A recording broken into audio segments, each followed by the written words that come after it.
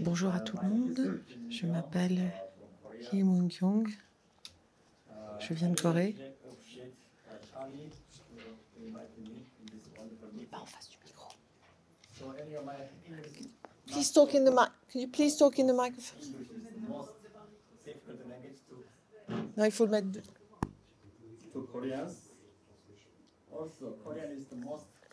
Can you? Thank you.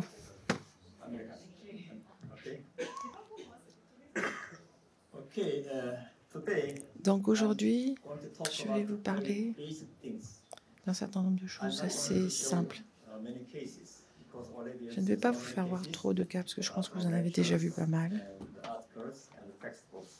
Et vous en avez aussi dans vos manuels, dans vos formations, donc ce n'est pas l'objectif.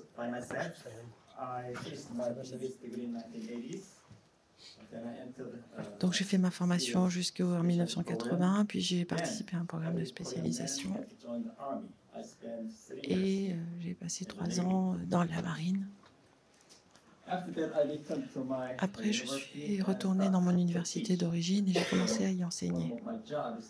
Et l'un de mes rôles, c'était justement de former les étudiants. Pendant ma carrière, en 1981, je suis allée à l'université de Osaka. En 1991, pardon. Et en 2022, j'ai pris ma retraite.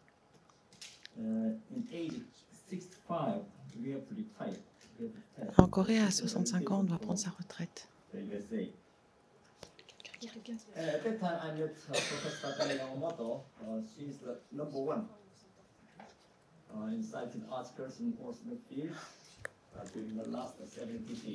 Je ne l'entends pas. Numéro 2.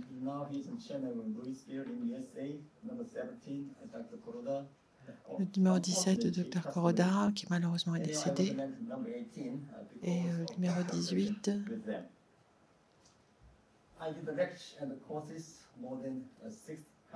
J'ai enseigné dans plus de 65 pays.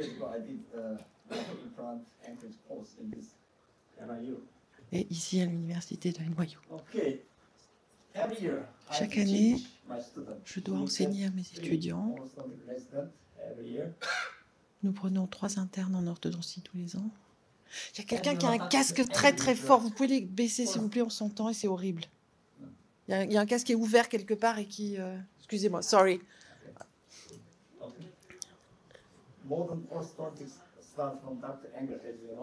Alors l'orthodontie a démarré avec le docteur Engel, comme vous le savez.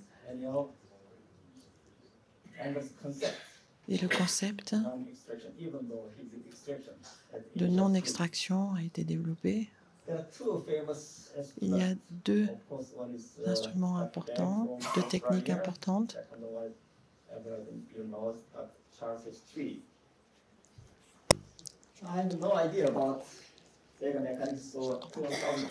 On n'entend pas assez pour traduire.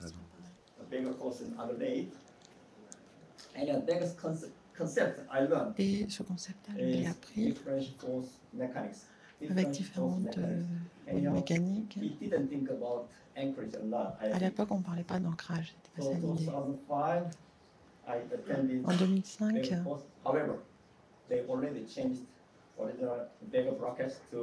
ils avaient déjà un petit peu modifié la technique pour utiliser ce type de dispositif.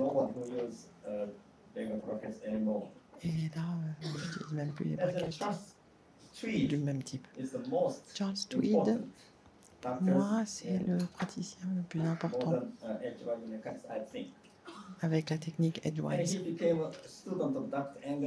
Il est devenu étudiant du docteur Engel en 1928, sauf que le docteur Engel est décédé en 1930. Et donc il a juste été formé pendant 2 ans par le docteur Engel. Et selon cet article, il allait tous les 4 mois chez Engel pour parler de cette technique sans extraction. Et on a parlé également de l'équilibre du visage. Et après 5 ans de pratique, il était très déçu par les résultats. Du coup, il a repris certains de ces cas et il a retraité certains cas en faisant une extraction des 4 premières prémolaires.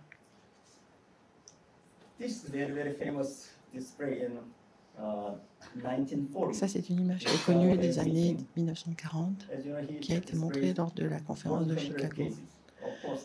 Il a présenté 100 cas.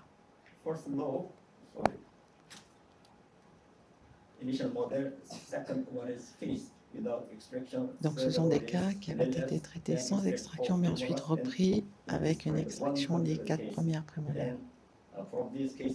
Et à partir de ces cas-là, il a développé ce qu'on a appelé le concept Tweed. Et je crois que Tweed était le premier à avoir insisté sur l'importance de l'ancrage en orthodontie. Moi, je suis allé là en 1980. Là, on a commencé à travailler justement sur la mécanique de Tweed.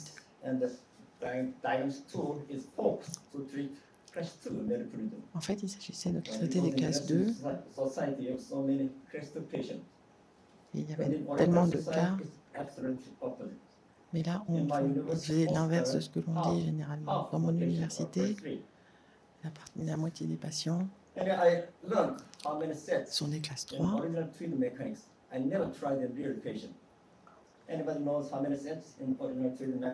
How many people know what? Sorry? Yeah, I mean, No, could you repeat the question? I can't hear you really well. do you know anyone? How many sets? How many sets in original Tweed mechanics? How many sets? Set 1, set 2. Combien de sets est-ce qu'il y a dans une mécanique ordinaire? 4, 5, 7, 8, 9, 10, à votre avis? 13, 14? I just tried on the type note, not your patient. Ah, là, c'est des typodontes, hein, évidemment. He said, anchorage preparation. En fait, on parle de la préparation de l'ancrage, qui est la partie la plus importante, de l'étape la plus importante. You know this famous movie?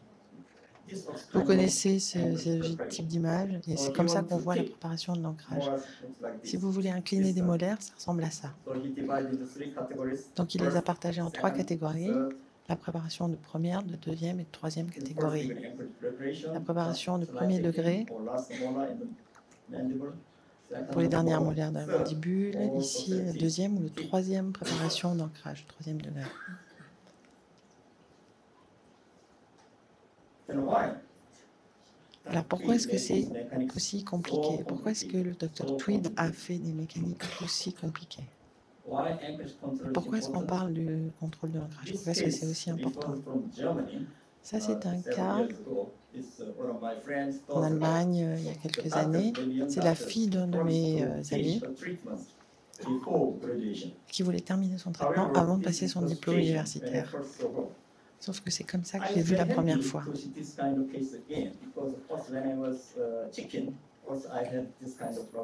Et j'étais contente de voir ce type de cas, mais vous voyez qu'il y a des effets assez caractéristiques, des effets secondaires assez caractéristiques.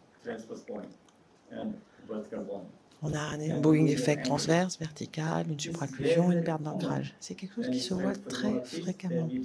Quand on veut redresser des molaires, en fait, on fait ça sans réfléchir à la biomécanique et sans réfléchir à l'ancrage et aux conséquences. Tous les ans, je parle à mes étudiants et je leur dis que les orthodontistes passent énormément de temps à traiter les malocclusions d'origine iatrogène, c'est-à-dire des choses qu'on a provoquées nous-mêmes en fait par notre traitement. Je pense que Tweed lui aussi, il a provoqué ce genre de situation. Et c'est pour ça qu'il a rendu son modèle aussi compliqué, quand il a compris que la préparation de l'ancrage est absolument essentielle. Dans les mécaniques conventionnelles, la différence entre l'expert et le débutant, c'est le contrôle de l'ancrage. Et j'ai appris tellement de mécaniques différentes dans ma carrière d'enseignant, mais aucune ne m'a vraiment satisfait. En 1986, un de mes formateurs a participé à un cours Tweed, Merrifield, Et on a commencé à développer la technique de Tweed-Merrifield, qui est aujourd'hui la technique qui est utilisée dans notre université. Parce que dans les sociétés orientales, on a beaucoup d'hyperdivergents avec une bipro. Et on a besoin d'énormément d'ancrage.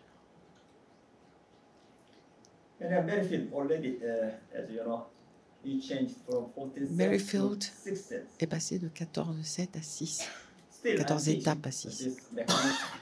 Et moi, j'enseigne encore cette technique à mes étudiants dans mes formations.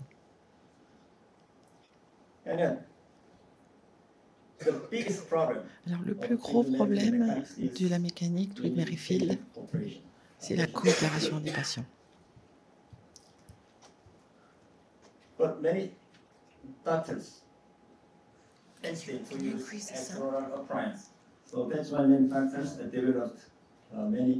En fait, on a développé différents dispositifs d'ancrage intraoral. Et l'un des plus populaires, c'est l'arc transpalatin.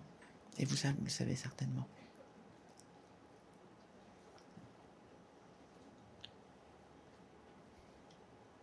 OK.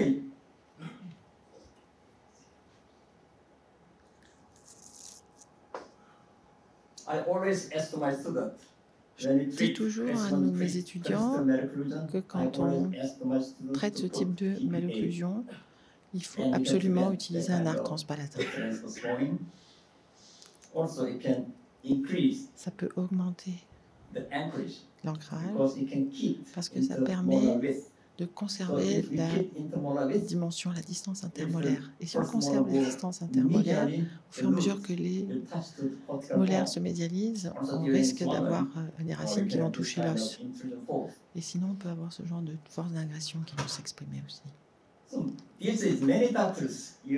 De nombreux praticiens utilisent le collage plutôt que le pliage. Moi, j'utilise ce type de braquette transpalatin que j'ai mis au point avec 2 gorges. Moi, j'appelle ça le braquette translingual. Et du coup, on peut utiliser un fil d'arc. Et ça permet d'utiliser une ligature pour la première molaire de façon à ce que ça permette d'éviter les échecs et les braquettes qui se décollent. Alors pourquoi un ancrage squelettique? Le docteur Moyers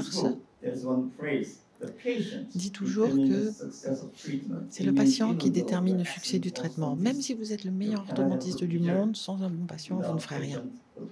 Si le patient ne coopère pas, vous n'y réussirez pas. Et ici, nous avons donc les pionniers de l'ancrage squelettique. Dr Creekmore et Dr Eklund utilisent ce type de vis chirurgicale. Cependant, dans cet article, on n'a pas parlé de la taille des vis. En fait, on a un diamètre de plus de 2 mm. Mais personne n'a essayé d'utiliser cet outil dangereux en orthodontisme dans ma pratique, et moi y compris. En 1997, le Dr Kanomi a introduit ce type de système. Ce système qui s'appelle le K1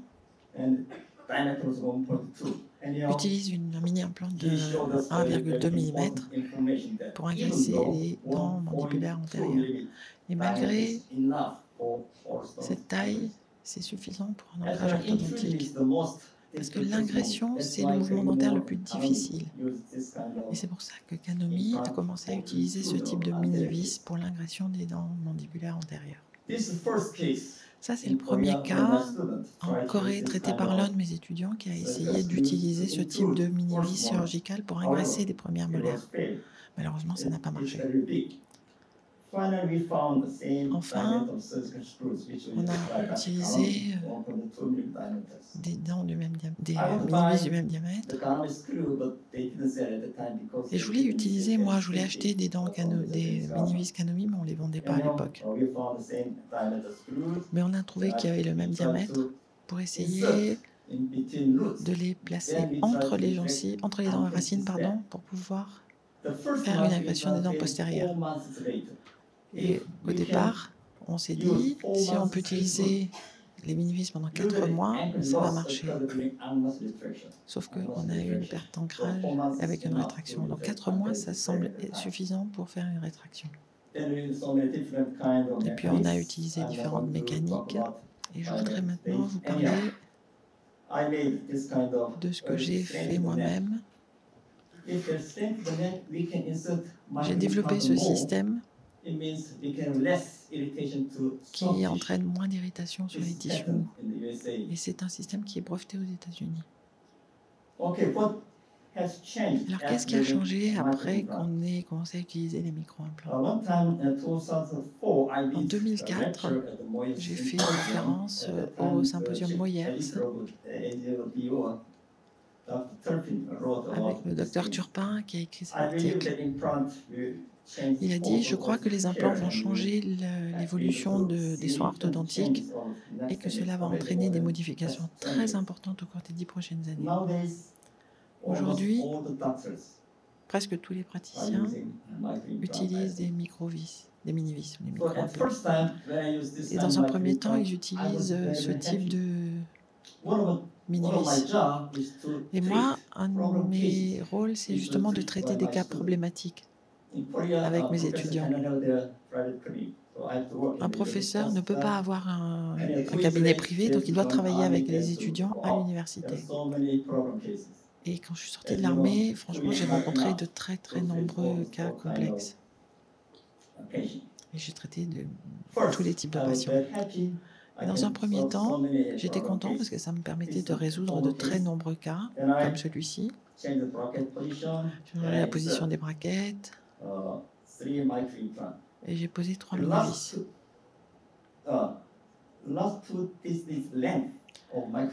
Ça, c'est la longueur du micro-implant. On a 3 mm et 1,2 mm, 1,3 et 1,2 mm de longueur. Moi, je préfère utiliser des mini-vis très fines quand c'est possible. Alors, on reviendra là-dessus. Je vous reparlerai de la taille des mini-vis plus tard. Et je peux non seulement faire des rétractions, mais je peux aussi faire des ingressions. À la mandibule, il n'y a plus d'espace. Donc j'ai essayé d'utiliser des méthodes conventionnelles. Et au final, voilà le cas terminé. Sans coopération du patient. Aujourd'hui, je peux me permettre de traiter les patients sans compter sur leur coopération. Ce qui veut dire que mes cas et les cas de mes étudiants sont pratiquement similaires. Il n'y a pas de différence entre le travail que fait un débutant et le travail que fait un expert. Et du coup, moi, je ne traite plus que des cas compliqués.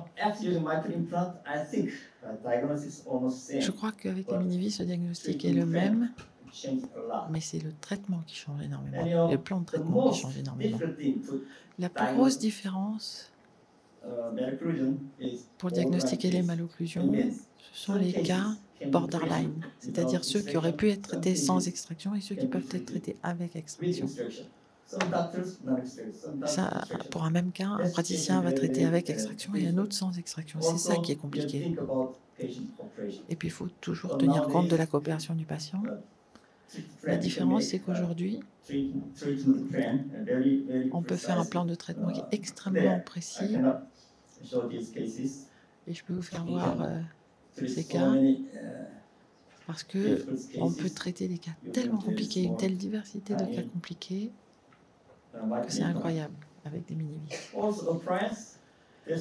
Et puis même pour les dispositifs, il n'y a pas de perte d'ancrage. On peut réfléchir aux problèmes liés au torse pour les dents antérieures. Dans de nombreux cas, moi j'utilise des mini-vis pour des traitements paralinéaires. Alors maintenant, je voudrais vous parler de la terminologie dans l'ancrage squelettique. J'ai fait cette formation, cette conférence un jour aux USA, et un docteur m'a envoyé un email en me disant « Le terme micro-implant n'est pas correct. On devrait parler de mini-implant ou de mini-vis. Alors moi, pour moi, il n'y avait pas de différence entre mini et micro. Je ne m'étais pas penché sur le problème à l'époque. Et j'ai regardé du coup dans les manuels et j'ai vu qu'il y avait beaucoup de termes qui commençaient par micro. Et je comprends maintenant la différence entre micro et mini. Et le président de la société orthodontie m'a dit mini, ça vient de l'anglais, micro, ça vient du grec. Et pour eux, c'est ça la différence. Mais les deux veulent dire petit. Sauf que quand on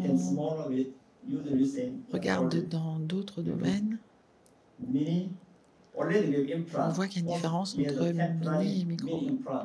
Donc ici, on a un implant et un mini-implant. Et si on fait quelque chose d'encore plus petit, on l'appelle micro. Donc micro, c'est plus petit que mini. Et c'est pour ça qu'on dit micro-implant pour faire référence à ce type de dispositif. Donc on voit maintenant la différence entre mini et micro, entre un implant conventionnel et un implant orthodontique. Les Américains utilisent énormément le terme TAD pour ancrage temporaire. Moi, j'aime pas. Ça me plaît pas, les TAD. Parce que comment est-ce qu'on peut faire la différence entre un arc lingual, une force extra-orale? Ce sont tous des dispositifs d'ancrage temporaire. Alors pourquoi est-ce qu'il y a autant de praticiens qui hésitent à utiliser un ancrage squelettique depuis longtemps? Parce qu'à l'époque, il y avait de bonnes solutions pour engraisser les dents antérieures sans utiliser ce type d'outil qui peut être dangereux. Ici, vous pouvez voir comment on peut traiter les patients. Et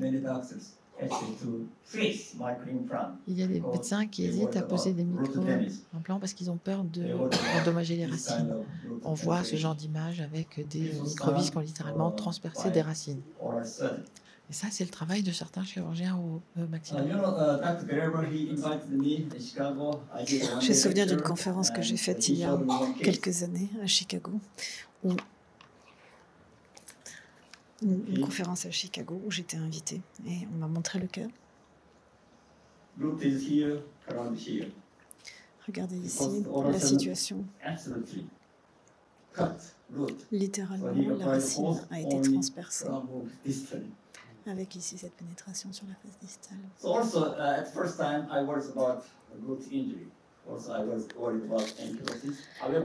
Au départ, je ne vous cache pas que moi aussi, j'étais inquiet, je craignais une ankylose ou une rhizalyse.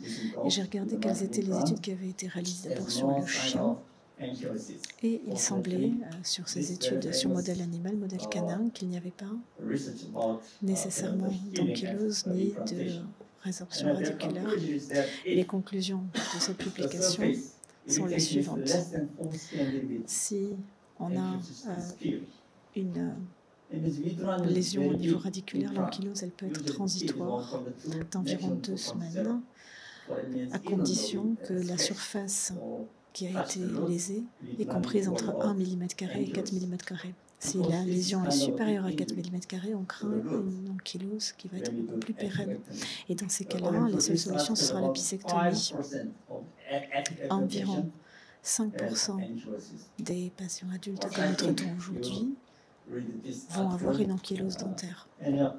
Vous avez ici une publication du professeur Boykelmans qui lui aussi a étudié de manière assez précise des lésions artificielles réalisées au niveau radiculaire. Donc ici, on voit que si la lésion reste au niveau de la dentine, si la mini-vis vient léser la dentine, le risque de détérioration reste minimal. J'ai ici une radio grâce à un de mes étudiants qui a magnifiquement placé la mini-vis dans la racine. Alors par chance, ça n'a pas totalement transpercé, donc la racine ne s'est pas complètement cassée. Le patient a pu bénéficier d'un traitement ado par traitement cadavère. Mais est-ce que quel va être le pronostic, le devenir de cette dent? C'est quand même très difficile à savoir, parce que comme on le sait, du moment que la racine est touchée, on craint une ankylose parfois à distance. Un de mes confrères, ancien ami à moi, décédé récemment, m'avait envoyé cet article.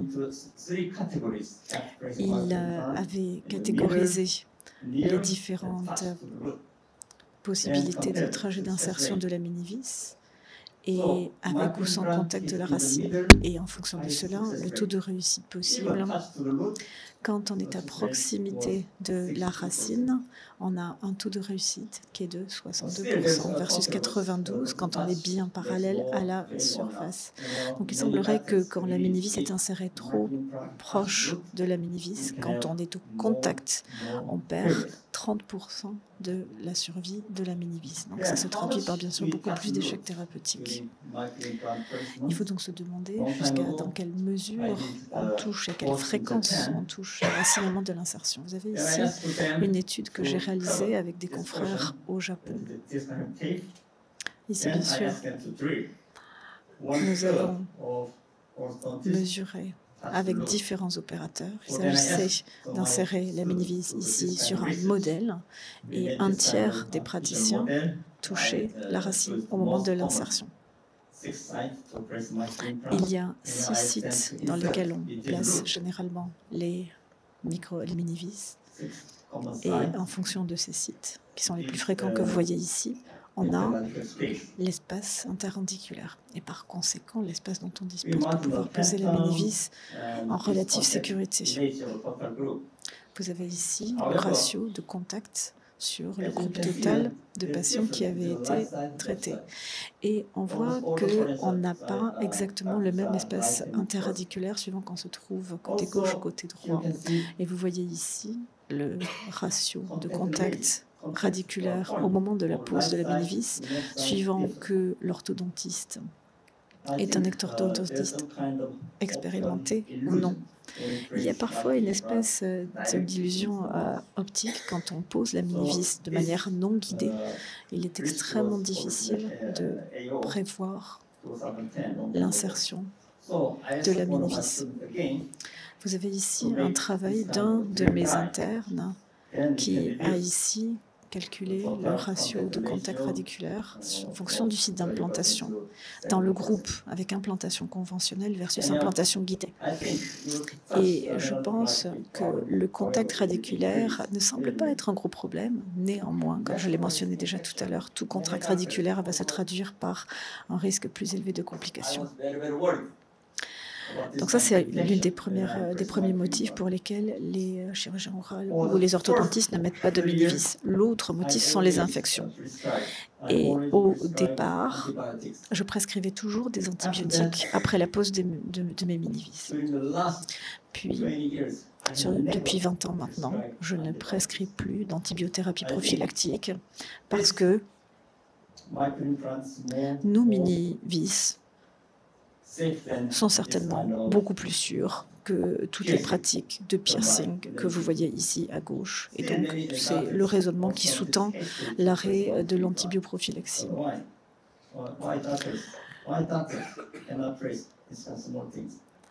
Ce sont des mini-vis qui sont beaucoup plus petites, qui sont insérées dans des conditions bien plus aseptiques que la plupart des mini-vis.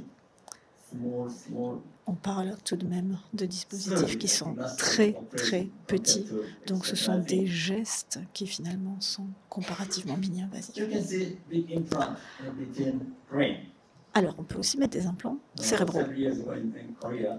C'est des pratiques qui existent en Corée depuis peu de temps. Les Russes ont été les premiers à tenter l'implant cérébral, et la personne qui a bénéficié de cet implant avait tendance à avoir des céphalées, et le médecin lui disait ne buvez pas trop quand même, et ils se sont rendus compte qu'il y avait littéralement un implant au niveau cérébral, sans pour autant mettre en danger le pronostic vital. Donc pendant 5 ans, cette personne a eu cette vis parce que c'était une chute et le clou était littéralement entré dans son crâne. Et le patient, son raisonnement qui était russe, donc c'était je bois tous les jours, comme ça désinfecte. Donc, comme je vous le disais, je ne prescris plus d'antibiotiques et c'est le cas depuis de très nombreuses années. Autre question, la taille. Certains sont en faveur de mini-vis plus ou moins longues, plus ou moins d'un plus gros diamètre. Et nous avons évidemment fait une étude afin de comparer. Ici, on a comparé par exemple des implants de 2 ou 2,3. Vous avez ici la comparaison. Vous avez le plus petit ici, la mini-vis B, implant 3, celui qui statistiquement se traduit par la meilleure réussite clinique, même si entre 80 et 88%, on ne peut pas parler de différence statistiquement significative. Je pose les mini-vis moi-même. Je ne fais pas intervenir un chirurgien oral. Cependant, sur certains sites, on a un inconfort qui perdure. Mais me concernant, dans la plupart des sites, autant que possible, j'utilise des mini-vis qui sont très fines. Quand on fait une injection, aujourd'hui, les aiguilles sont très fines. Alors, vous avez par le passé, les aiguilles étaient beaucoup moins fines, elles avaient plutôt la taille d'un cathéter. On s'est rendu compte qu'en réduisant le diamètre des aiguilles, on avait moins d'infections et de lésions aussi d'injection. Et ça vaut aussi pour les mini-vis.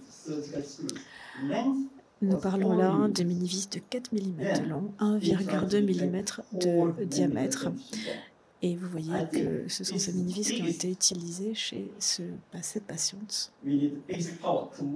On a besoin parfois d'un ancrage évidemment très important, surtout lorsqu'il s'agit de faire une rétraction de la totalité du segment antérieur. Et donc c'était des mini-vis qui faisaient 1,2 mm de diamètre, 4 mm de longueur. Et malgré tout, on réussit à faire la rétraction, raison pour laquelle je continue de préférer à chaque fois que c'est possible la mini-vis du plus petit diamètre possible.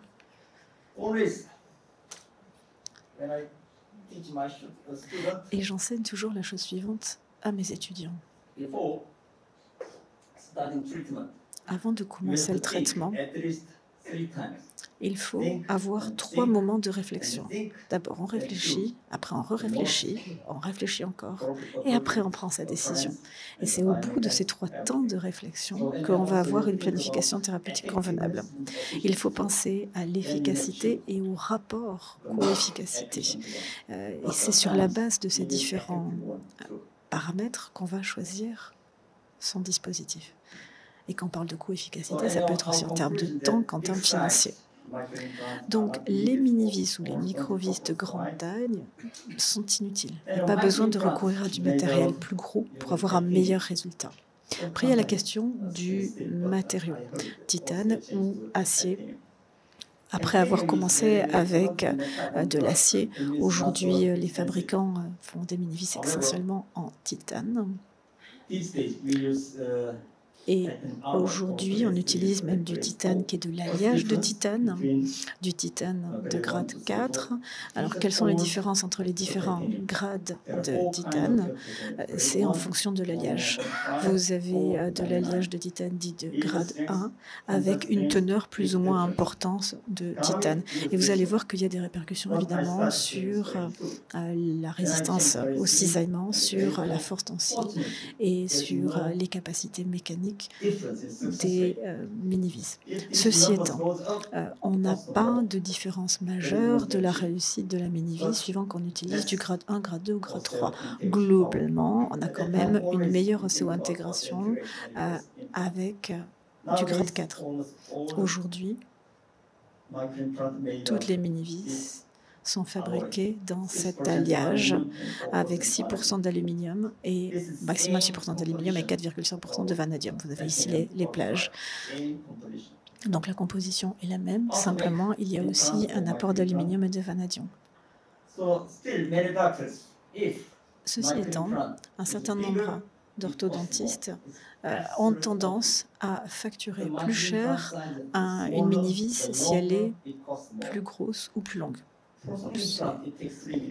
Poser un implant va prendre 3 minutes, une mini-vis va prendre entre 5 et 8 minutes. En d'autres termes, poser un implant prend moins de temps qu'une mini-vis. Vous avez ici le modèle que j'utilise le plus fréquemment. À chaque fois que c'est possible et que ça convient à mon projet thérapeutique, j'utilise ce genre de mini-vis que je peux insérer.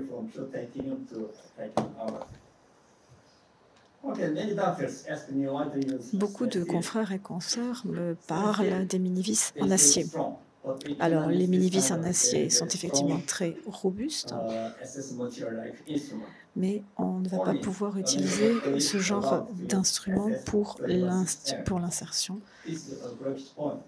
Parce qu'à un moment donné, il y a un point de fracture et donc le torque, pouvoir torquer la mini-vis va poser problème. Vous avez ici une comparaison entre une mini-vis en acier versus une mini-vis en titane. Alors bien évidemment, une mini-vis en acier va mettre plus longtemps avant de se briser.